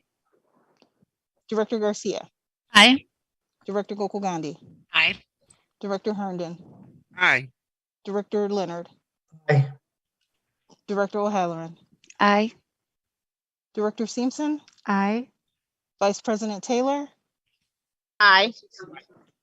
and President Peterson. Aye. That's 9 ayes. The motion passes. Madam Secretary, what's the next item? The first item set aside is item number 1 from the Committee on Student Achievement and School Innovation. Action on the approval of the selection of textbooks and instructional materials for social studies, U.S. history, world history, and citizenship for textbooks to be used during the 22-23 school year. Your committee forwarded this item to the board without recommendation. Does the administration have any comments?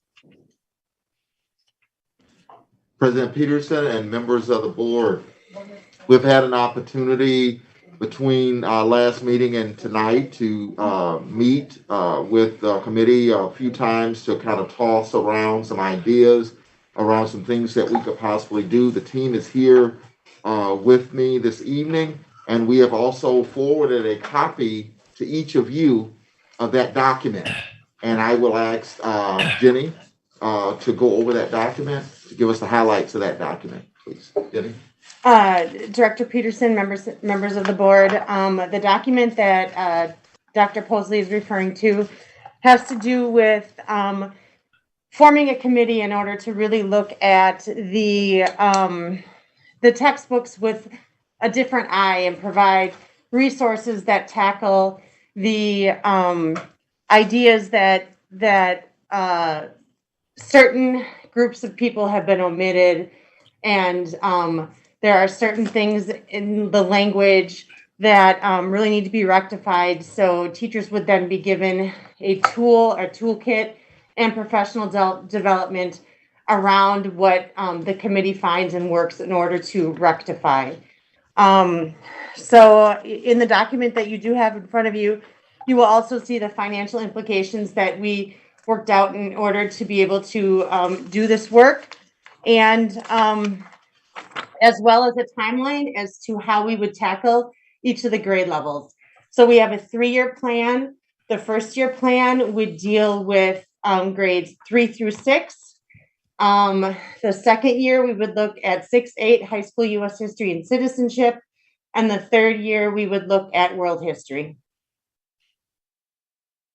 Do you have any other questions? Thank you. Let's go first to Director Gokul Gandhi. Thank you, Chair Peterson. I just want to say I really appreciate this plan. I know we talked during the SASE committee meeting just about making sure we continue to teach the truth and, uphold our educational standards to the best we can. And so I appreciate how quickly you moved on this, your commitment to teaching the truth, and just how responsive you've been. So thank you so much. Thank you. I echo that. Any other comments? Director Garcia. So mine is more of a question, because I know that with the supplementary items that we are putting together, at the local level, and the plan that was put forth with, a price tag, I'm just wondering, is there anything that the vendor that we're contracting with, can you just speak a little bit about, what are they doing to kind of, I don't know, help supplement some of these items? Is that route off the table completely, just so that we're understanding as to how much lifting we are doing versus how much are we really expecting the vendor that's getting a pretty good chunk of money from us to kind of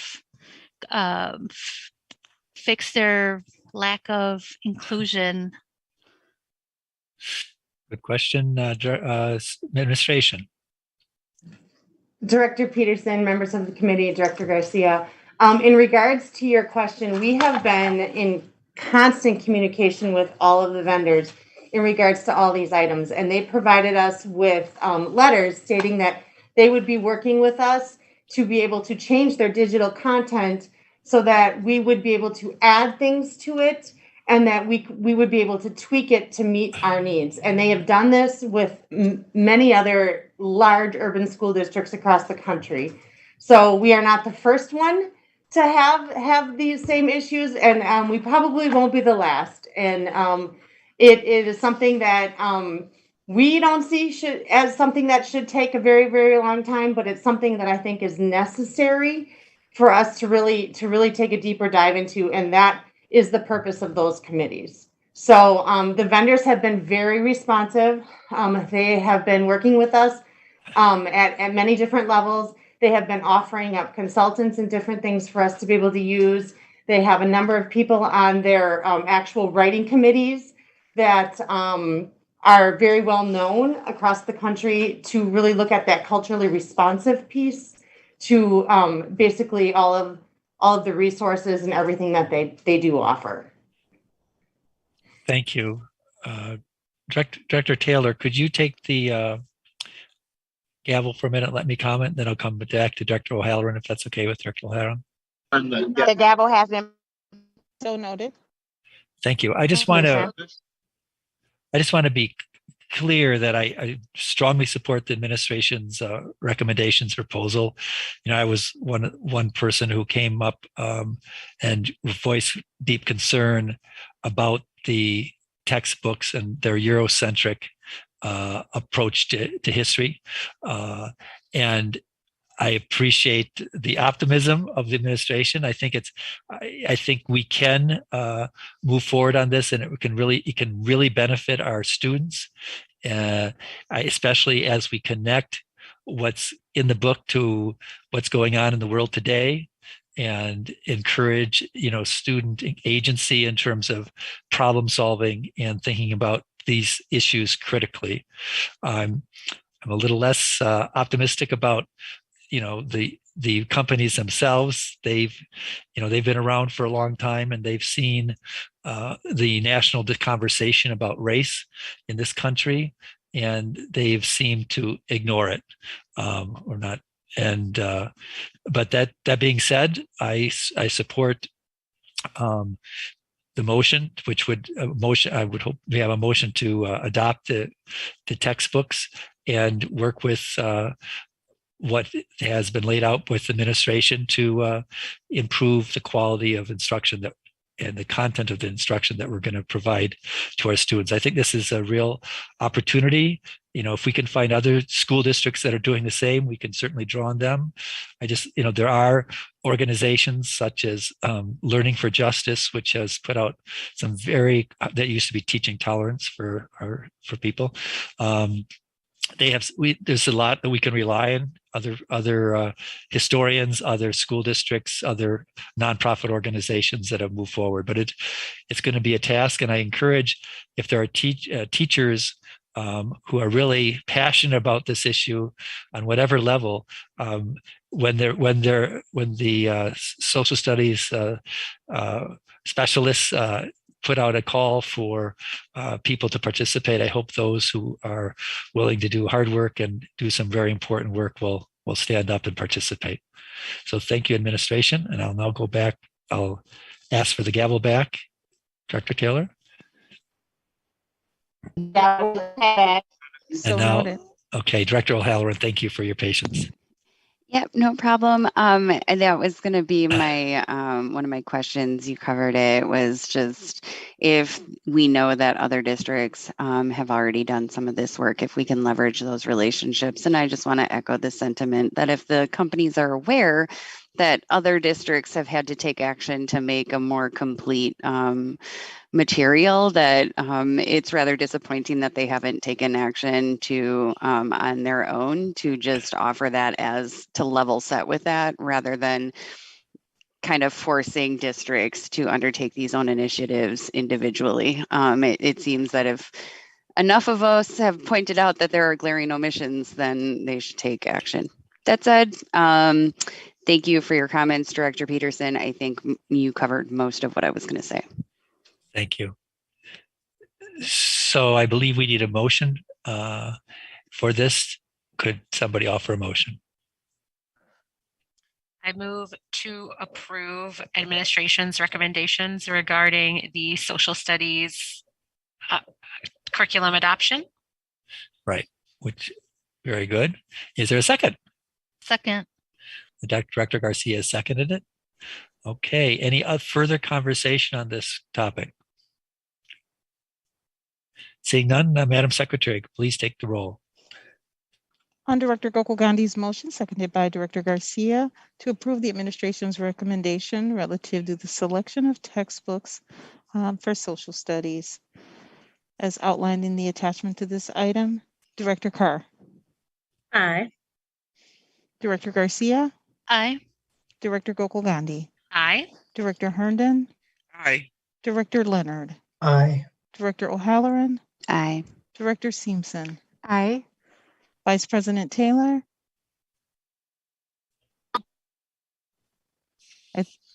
Aye. Thank you. And President Peterson. Aye. That's 9 ayes. The motion passes. Thank you, Madam Secretary. Next item. The next item that was set aside was item number 2, action on resolution 2122R-015 by Director Carr on a feasibility study to implement a 4-day school week. This item was forwarded. This item has been set aside from the committee level, as the item itself is being forwarded with no recommendation. President Peterson, members of the board, just a little bit of an explanation, because I have had questions as to this item's placement on the board's agenda. And this item was presented to the committee as a resolution. There was a motion made, and the motion was not to do the feasibility study. However, the resolution itself is before the board, as there was no action taken on the resolution.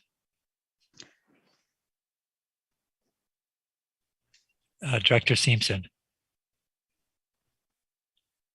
I'm sorry, Dr. Mann.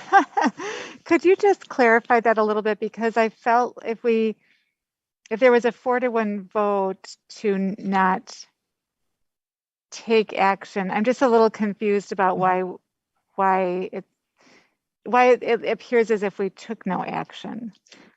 Mr. Chair, Director Simpson, members of the board did vote on a recommendation that was made on the resolution, but there are many actions that the board can take on the resolution, right? The resolution could have been tabled. The resolution could have been modified. The resolution could have been held in committee. The resolution could have taken many actions, but the board did not dispense with the resolution. What the board did was vote down a motion by Director Carr. Could you repeat that motion that was voted down? The motion was to adopt the feasibility study. Okay. Thank you for the clarification. Director Carr, would you wish to speak to the item? Yes, thank you. Can you hear me? Yes, we can. Okay, so with anything that I do, I always make room to listen to people with the intentions of understanding. And from there, I then engage in honest and critical and necessary self-reflections about what I can do to improve my personal and professional practices. And then, can you mute President Peterson? Yeah, and then I go back to the drawing board, revise and redo. So I want to say that I am committed to improving the conditions of our district, because I have a deep sense of responsibility for not just the child that I birth, but the children that I foster and the children that I don't even know. And because they are a significant part of, the fabric of our society that needs to be more just and equitable, this is a necessity for me. And so ultimately, what isn't good enough for my child isn't good enough for anyone's children. And for those that are not aware or those that forgot, I am a teacher. I didn't used to teach. I'm not connected to a teacher or married. I don't just have friends who teach. And I don't just visit and conduct walkthroughs through my school, through the schools in my district to be nosy or appear to be doing something. Teaching is what I do. I held a total of 7 town hall meetings from May of 2021 to March of 2022. And they were all open to anyone interested in attending and learning about District 4 affairs. That includes my board colleagues. I posted throughout social media. I sent out email blasts with my contact information and gave people access to my calendar to schedule meetings in the event that people wanted to talk about anything occurring in District 4. I met with school leaders, community leaders, students, families. I even attended Director Herndon's town hall meeting, and I reached out to another one of my colleagues in which I didn't receive a response. And so, I waited for the board retreat with the hopes of discussing all of this and ultimately perhaps launching a strategic plan that included aspects, if not all of this proposal. And so I don't want to violate any quorum policies. And so I just stopped there. Since the SASE committee meeting on March 10th, and after watching the committee meeting and just listening to every question and concern presented by my board colleagues, as well as the MCEA leadership, I took a couple steps to ensure that I was listening and that I captured the essence of everyone's concerns and questions. And so, needless to say, I just want to provide an update of the things that I did and provide everyone with next steps. And so, needless to say, I reached out to MCEA's president and vice president, and I requested a meeting. And in that email that I sent, I informed them that we're not going to agree on everything. But the fact of the matter is us going back and forth or them urging my colleagues to vote against my policies that I present or my proposals, that's not going to hurt any of us. That will more so hurt our students and our families and our educators first and foremost. And so I did receive a response back. We are going to meet. In addition to that, I worked with the Office of Accountability and Efficiency to conduct a formal survey because one of my colleagues stated that I had not engaged enough of the district or all of the district. And while I do not have control or access to every part of the district, I worked with OAE and the superintendent to get a survey out to District 4 leaders. And so I do have the results of that. And I won't go over everything. I believe if it haven't already been sent to my colleagues, it should be sent and we can talk about that at a later time. But the results, short and sweet, from leadership, there were about 21% of individuals, and I'm sorry, I'm looking at a different screen. Give me a second. There were a total, I don't know if I see that, but anyways, there were a total of 21% of individuals, leaders within District 4 that said they either strongly agree or somewhat agree to the first question or the first prompt. And it was, am I satisfied with our school's current instructional structure for supporting academic and behavioral outcomes? And that's i.e. 5-day school week with traditional school schedules, academic enrichment being offered during after school and so on and so forth. And so 21% suggested that they are they are in agreement with the current structure, whereas 63% stated that they either somewhat disagree or strongly disagree with our current structure. In addition to this, the next prompt was, would you be open to exploring a new school structure that could possibly devote a day to student academic enrichment, non-academic programming, and a day for teacher planning, professional development, and community building?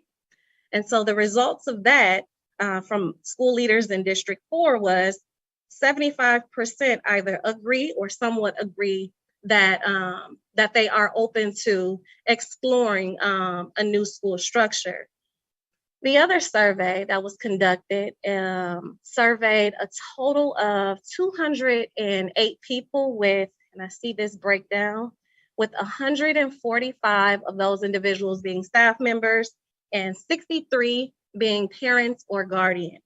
And the results of that, basically for the first one, or the second one, because I don't want to spend too much time and everyone has access to this, but in some, 75% either agree or somewhat agree with the possibilities of exploring a feasibility study. And so, you know, I want to say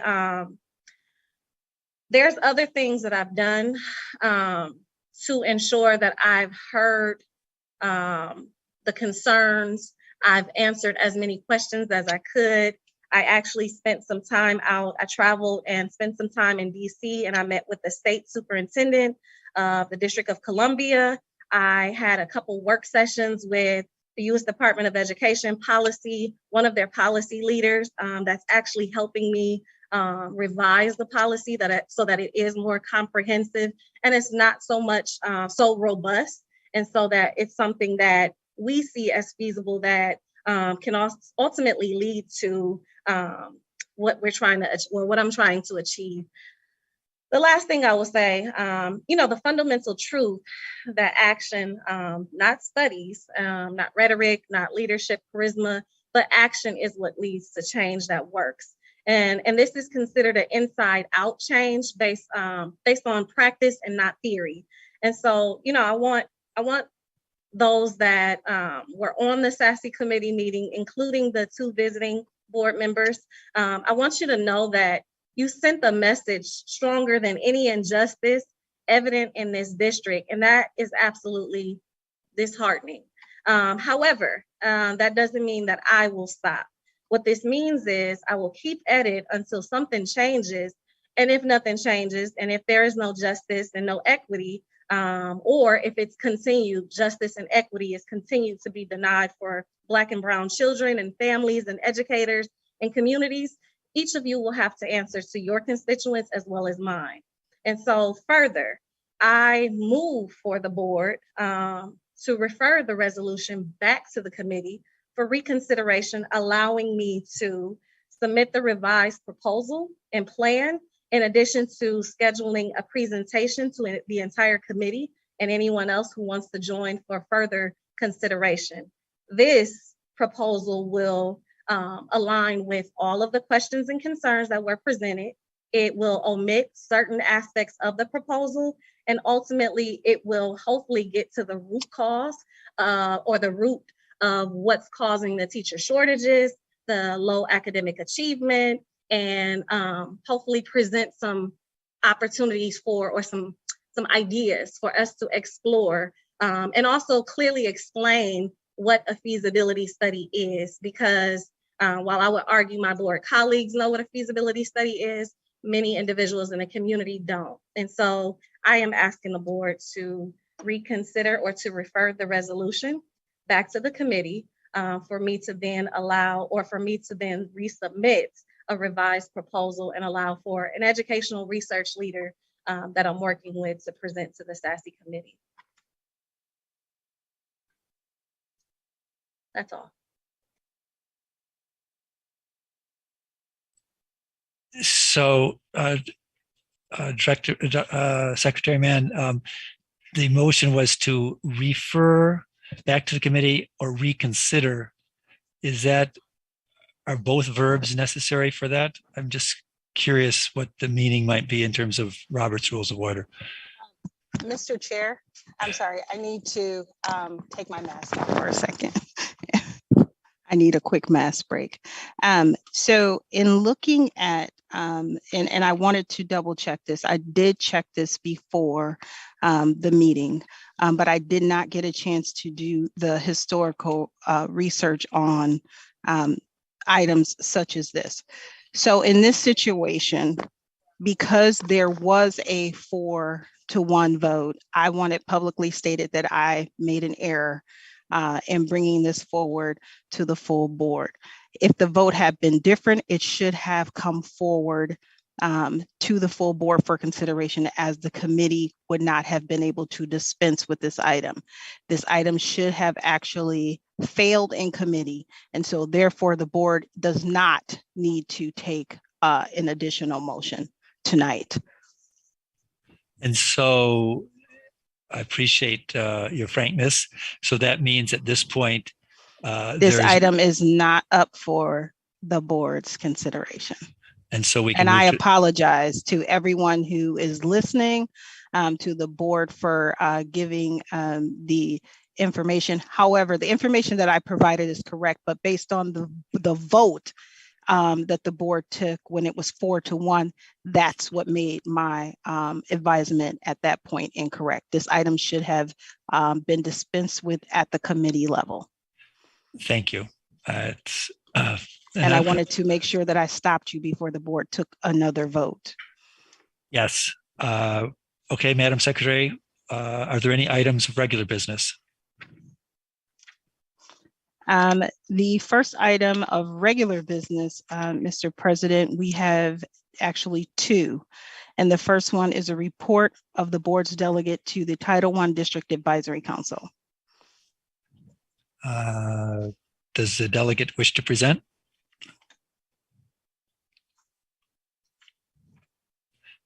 Director Hernan. Are you talking about the, is that Title? director? Yeah. Yes. Is that Director Leonard, right? That is correct. Sorry, you caught me napping. I apologize. I was looking at something else. Anyway, the report is before you. If anyone has any questions, please feel free to ask me. Thank you. Okay. Madam Secretary, what's the next report? The next report is that of the board's delegate to the Head Start Policy Council. Oh, okay.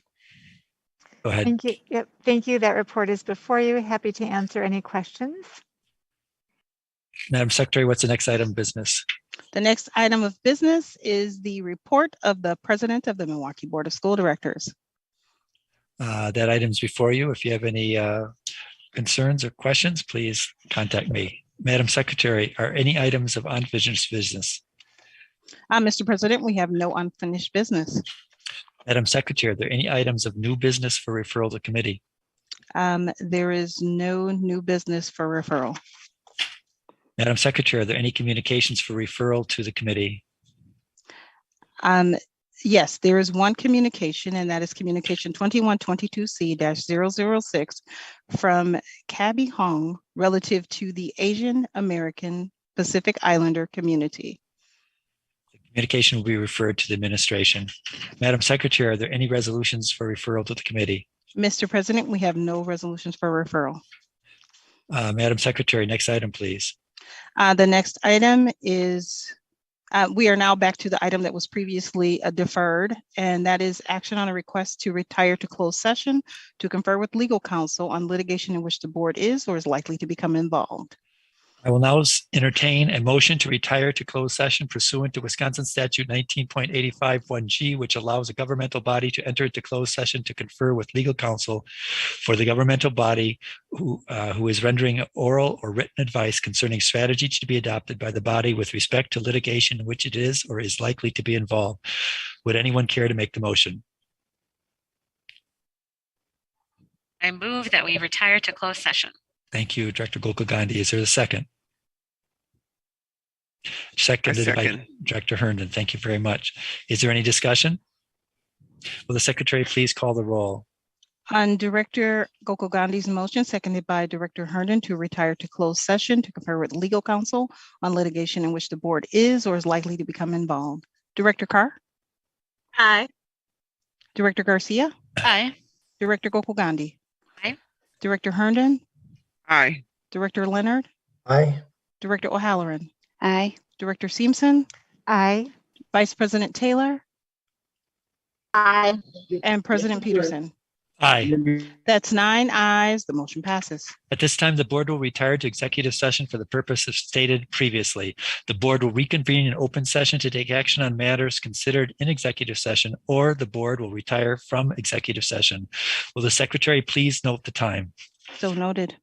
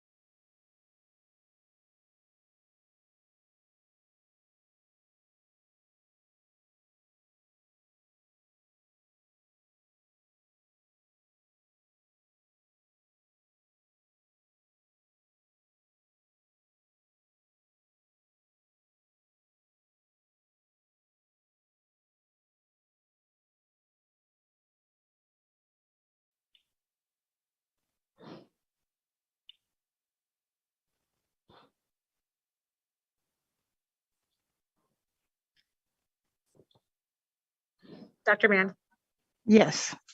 can I ask who we're waiting for? No, I'm ready to go. I'm sorry. We were waiting for the tech people to have it all in order. The regular monthly board meeting of the Milwaukee Board of School Directors will once again come to order. The board had retired to executive session pursuant to Wisconsin Statute Section 19.851G. What is the pleasure of the board in regard to matters discussed in this executive session? Director Simpson. Thank you, President Peterson. I move that the board approve the settlement agreement related to ERD case number CR 201903152, cross-filed with EEOC case number 26G 202000568C as presented in executive session. Thank you. Do I have a second for that motion? Director Gokul Gandhi? Second. Is there any discussion? Seeing no further discussion, Secretary, please call the roll. Director Simpson's motion is read into the record, seconded by Director Gokul Gandhi, relative to the settlement agreement related to ERD case number CR 201903152, cross-filed with EEOC case number 26G20200568C as presented in executive session. Director Carr. No. Director Garcia. Aye. Director Gokul Gandhi. Aye. Director Herndon. Aye.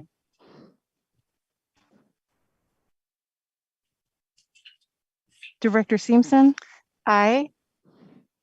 And President Peterson. Aye. That's 5 ayes, 1 no, and 1, 2, 3 temporarily absent. The motion passes. Madam Secretary, next item, please. Mr. Chair, that was the last item on tonight's agenda. There being no further business before the board, this meeting is adjourned. Have a good evening, everybody. Have a good night.